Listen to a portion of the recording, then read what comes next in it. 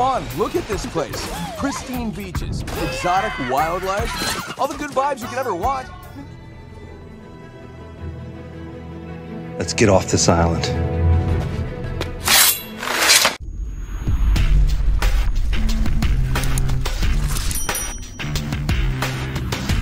Hey everyone, Thordan Smash here, and today we're going to be talking about how Stormpoint is finally leaving the map rotation next season for the first time in 4 seasons, along with the new moon map that's coming in, and some hidden features that are going to re-revolutionize how we play the game, but also bring back some old favorites. We're also going to give out 45 bucks. All you gotta do is like, comment, subscribe. You guys know the drill. But without further ado, let's talk about Apex. So for a very long time, it has been established that every 4 seasons we will be getting a new map in Apex Legends for Battle Royale. In Season 3 it was World's Edge, in Season 7 it was Olympus, Season 11 was Stormpoint, and as we are nearing the time of Season 15 in November, that isn't going to change. As developers themselves have stated, that is the schedule that they have put forward. And we've already received a ton of teasers in regards to the new upcoming map, let alone the giant leak that you guys are seeing right here of the early development process of the map. And what we know from the leak is that it is called Divided Moon, and we've actually been teased about this a ton so far. Back in Season 12, right before Newcastle came in, they showed Newcastle's workshop and a computer that had Octane and his dad Octavio, and it said in the Boreas news the CRC is deadlocked about the moon's future, directly referencing the new map. Then for the midpoint of Season 13, when we got the Lifeline Town takeover, Kralrindo noticed a magazine that talked about the salvage operation being complete, which we now know to be Relic on the updated King Canyon map for Season 14, but right above that it says Boreas news, and once again talks about the CRG and a deadlock about the moon's future. And the most recent lore that was dropped comes from Apex Legends themselves, where there is an interview with Lisa Stone, who is the same woman that interviewed Forge before he was taken out by Revenant, and here she is talking with Seer, and she starts to go kind of hard on him on how he hasn't actually been helping the people of Boreas, nor what's going on their planet, and what his plans are for the future to make it a better situation. So by all accounts, this is going to be a moon map that is based on Seer's homeworld, which is going to be the moon that was destroyed in the asteroid when Seer himself was actually born. The question though is, how does this map play compared to the other ones, especially fan favorites such as World's Edge and Olympus? The first thing to note is that 2 of the major map designers have actually left, one being Rodney Reese, who did work on Olympus, World's Edge, and Stormpoint, and he officially departed in February of this year. There was another map developer that is also really well known who also worked on Olympus, and he was actually leading the map's team, so there is a fair amount of concern on whether or not this new map is going to play like the old school ones, or if we're in for a stark departure. The first thing to go over is let's actually talk about the size of the map, and you can actually see a lot of it here in this leaked gameplay, but we actually do have a screenshot of the map available. There are a number of POIs. There are a couple in the center with giant buildings. It almost seems very modern, like Olympus, with a lot of infrastructure built. The moon was definitely used for mining at some point, so a lot of the structures still remain. But when looking at the layout of the map, it reminds me of World's Edge, so I actually think we have a chance to get the best map yet, which is going to be a combination of Olympus and World's Edge. A Reddit user, Maxim, actually broke down the map sizes and laid them over each other, and when looking at it you can tell that the new moon map is much bigger than King's Canyon, especially after it's been destroyed, and there's just a lot more space and less tight choke points. And on World's Edge it actually matches up fairly well in the same size category, although it does have a little bit extra on the bottom left. And then when also comparing it to Stormpoint, the good news here for a lot of people is that it is much smaller than Stormpoint. Okay, maybe not massively smaller, but it is still a smaller map, and it is far less spread out, so it should be easier to find opponents. It is also still, once again, much bigger than Olympus, as Olympus is considered tight corridors and a lot of close-up fighting. So it seems to be almost a perfect mesh between the two, and there are more comparisons to be made with World's Edge. As another Reddit user, Shocker, actually pointed out, there are rail systems going around the entire map, and these are very similar to the gondola systems, not necessarily the train ones, although it could also be something that we see. I would love for them to actually bring back the World's Edge train. That was one of the best things. We only really get it in the winter events for a very specific limited time mode, but these things go all the way around the map in every conceivable direction. They go through buildings, they go around buildings, and it, like I said, loops around the entire structure. So overall, this does seem like a really cool map with some unique, interesting new ways to play. That seems like a combination of the best 2 maps. One thing you might have noticed, however, is that in the images with the L star or in the bottom right, there's an extra attachment slot right there, and that's actually something called the explosive lobber, which was data mined previously, which right now no one knows what the exact function of it is, but it is called explosive, and we do know we have explosive ammo, and it was only compatible with the L-Star, although that could be a placeholder. The hop-up does depict an explosion, so it will be interested to see how this comes into the game and how it affects it, especially because it does seem like it could line up with coming into the new map. Let me know down below, are you excited for the new moon map? How do you hope it plays, and what combination of maps do you hope we get to see with it?